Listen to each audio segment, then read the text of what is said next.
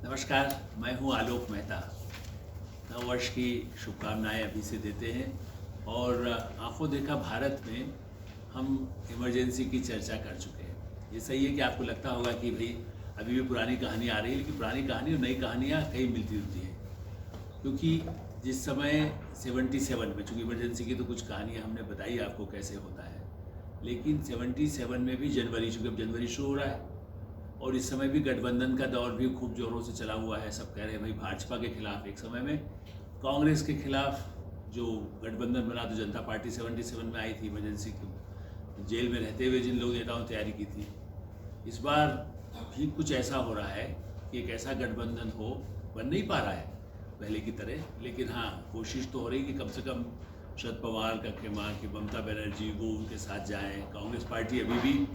अपना अलग कुछ कोशिश कर ही रही है, वो अपने ढंग से गठबंधन बनाना चाहती है।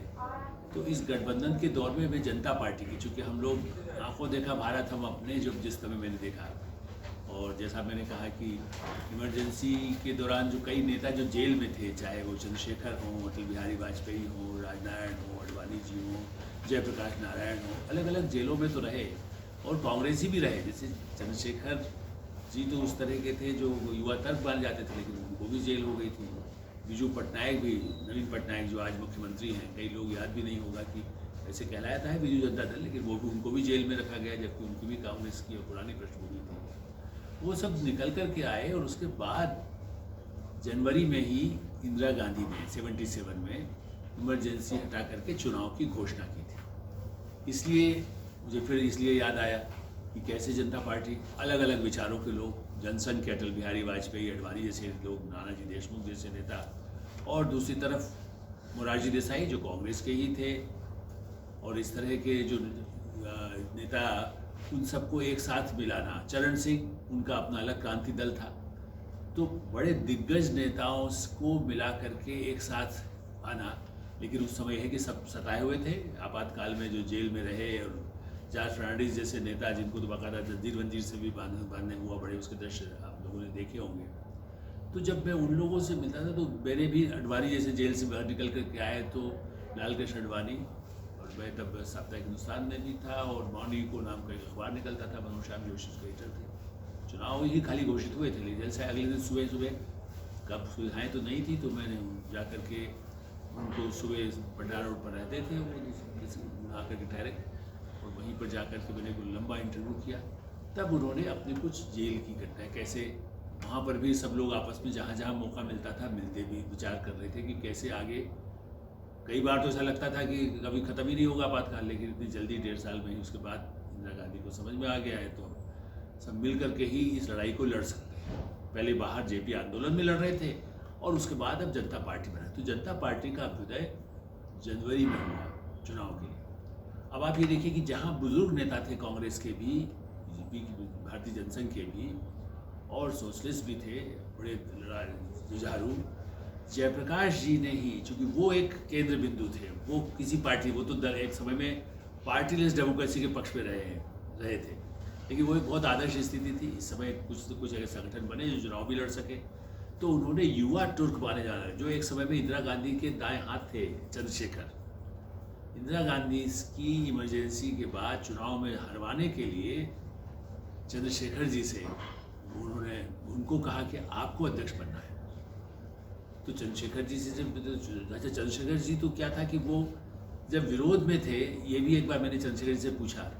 कि भाई आप जो है, आप तो कांग्रेस में रहे और कांग्रेस छोड़ करके आप भी सरकार के विरुद्ध हो गए।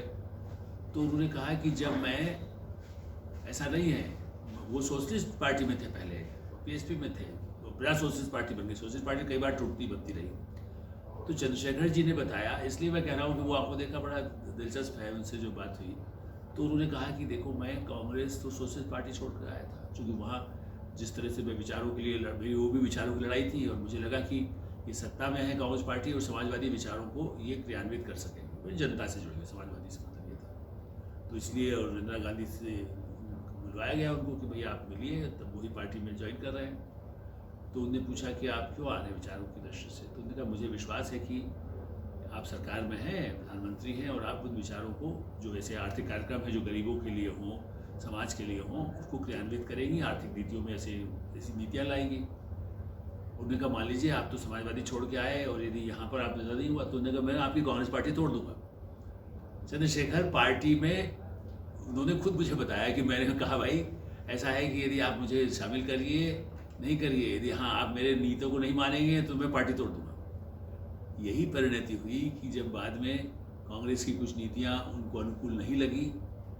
तो उन्होंने बाकायदा कांग्रेस के प्रति विद्रोह किया, बाद में उनको भी जेल भेज दिया गया। फिर उन्होंने, मैंने चूँकि अब जब जेल से आ गए थे तो मैंने आग्रह किया कि आप कुछ डायरी आपने जो वहाँ लिखी हो, कई पढ़े लिखे लोग बहुत सारे थे, अटल बिहारी वाजपेयी पत्रकार रहे, लेखक रहे, जॉर्ज फर्नांडिस भी लिखने पड़े, अखबार, अच्छा सबका अधिकांश कुछ लोगों का इसलिए भी मैं कहना चाहिए, हमारे कुछ मित्र जो काम करते हैं जॉर्ज फर्नांडिस के अखबार में, उन्होंने प्रतिपक्ष के अखबार निकाल रखा था इमरजेंसी पहले, वापस उसको कैसे करें और अपना ही मिल करके एक समाजवादी विचारों का अखबार, कोई 5 जन ने अटल बिहारी वाजपेयी उसके रहे, तो सबने अपनी डायरियाँ लिखी हुई थी। तो हम साप्ताहिक हिंदुस्तान में जब ये जनवरी में पार्टी बनी तो उनकी इस तरह के कुछ थोड़ा थोड़ा बातचीत करके या कभी डायरी का आग्रह किया, चूँकि सत्ता में तब तक नहीं आए थे, लेकिन धीरे धीरे उनसे बातचीत के अवसर इतनी छूट शुरू हो गई थी कि उनकी बातों को छपने से हो जाए। तो किस तरह से जो अलग अलग लोग विचारों के थे, चरण सिंह जी बिल्कुल ही किसानों वाले, उनसे मिलते थे, तुम क्या जानते हो, तुम शहर में रहते हो, जब उनसे कहना पड़ता था कि नहीं हम गांव से आए हैं, दिल्ली में रहने वाले भी तो गांव के लोग हैं। और वो पार्टियों को लेकर के मोरारजी कांग्रेस के, वो भी एक समय में उनकी पृष्ठभूमि में भी 67 में कभी जब जरूरत हुई थी तो उत्तर प्रदेश में उन्होंने तोड़ करके मैंने पार्टी बना करके ही एक गठबंधन से सरकार बनाई थी, तो उनका भी पुराना अनुभव था। तो वो भी मैंने प्रधानमंत्री पद के उम्मीदवार तो बाद में बने, लेकिन जनता पार्टी बनने पर उन्होंने भी जयप्रकाश जी के नेतृत्व में काम करना स्वीकार किया। किसानों वाले, मजदूरों वाले, पुराने कांग्रेसी, जो इंदिरा गांधी के समय, नेहरू के समय के मोरारजी भाई, वो सब मिलकर के जनता पार्टी का अभ्युदय जनवरी में हुआ।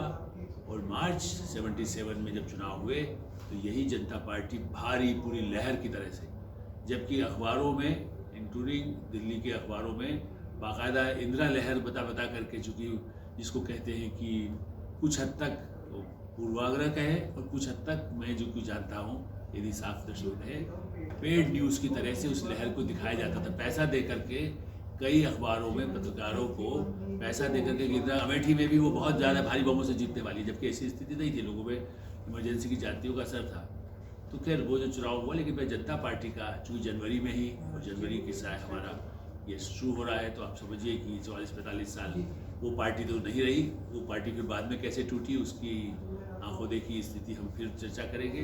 फिलहाल इतना ही। इंडिया न्यूज़ में आप आंखों देखा हाल कैसा आपको लगता है, इस पर अपने विचार अवश्य भेजते रहिए, हमेशा स्वागत है। धन्यवाद।